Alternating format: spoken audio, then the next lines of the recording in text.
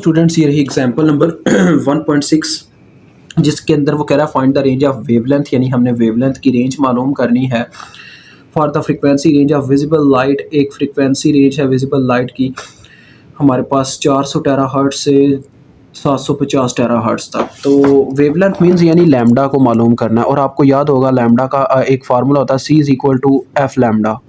वैसे तो V is equal to F lambda होता है, लेकिन ये C क्यों इस्तेमाल किया गया, बिकॉज विजिबल लाइट है, लाइट स्पीड ऑफ लाइट इसमें आ जाएगा, ठीक है। और स्पीड ऑफ लाइट एक ऐसा कांस्टेंट है जिसकी वैल्यू हमें खुद याद रखनी पड़ती है, हर जगह पे ये इस्तेमाल होता है कभी कभार। तो 3 मल्टीप्लाई बाई 10 पर इज 8 मीटर पर सेकेंड, क्योंकि ये इसकी स्पीड है मतलब कि वेलोसिटी है, तो मीटर पर सेकंड इसका यूनिट होगा, ठीक है जी।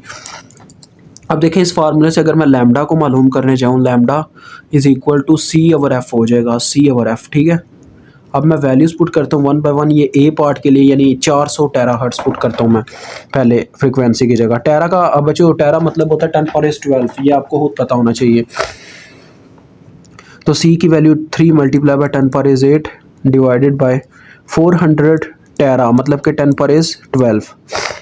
तो इसको सॉल्व करने पे हमें जो आंसर मिलता है सिंपल, यार मैं इसको आपके बुक वाले की तरह डिफ़िकल्ट नहीं बनाऊंगा, जितना मेरे पास बनता है उतना ही लाऊंगा, ठीक है। तो ये आ रहा है 7.5 मल्टीप्लाई बाई 10⁻³ ये 10⁻12 ऊपर जाएगा। देखो बच्चों होगा क्या 10 ये आप ओवरऑल अगर इसको सॉल्व करते हो मल्टीप्लाई बाई 10⁻8 भी कर लिया, देन इसको मल्टीप्लाई बाई 10⁻12 भी कर लिया, क्योंकि ऊपर जाके -12 हो जाएगा। हाँ जी, ये आपको देता है 7.5 मल्टीप्लाई, ये देखें आपको कैलकुलेटर दे रहा है 7.5 मल्टीप्लाई बाई 10⁻⁻7। अब आपके बुक वाले ने क्या किया हुआ है, इसको नैनो में लिखा हुआ है, ठीक है। नैनो में पता है कैसे लिखा हुआ है, ये देखो अगर मैं इशारिये को 2 कदम आगे बढ़ाता हूँ तो 10⁻- में यानी इजाफा होगा माइनस में, तो 2 कदम अगर मैं आगे बढ़ाऊँ यानी इसको लिख दूँ 750, तो ये लिखा जाएगा 750 मल्टीप्लाई बाई 10⁻⁻9 हो जाएगा, मतलब यहाँ पे 2 का इजाफा होगा लेकिन माइनस में, क्योंकि मैंने आगे इशारिये को बढ़ाया यानी राइट साइड पे। अगर लेफ्ट साइड पे लेके जाए तो 10⁻- में यानी कमी होती है, प्लस की वैल्यूज़ जमा होती हैं, +1 होता जाता है, लेकिन मैं जा रहा हूँ राइट साइड पे, डेट्स वाई ये माइनस में इजाफा होता जाएगा।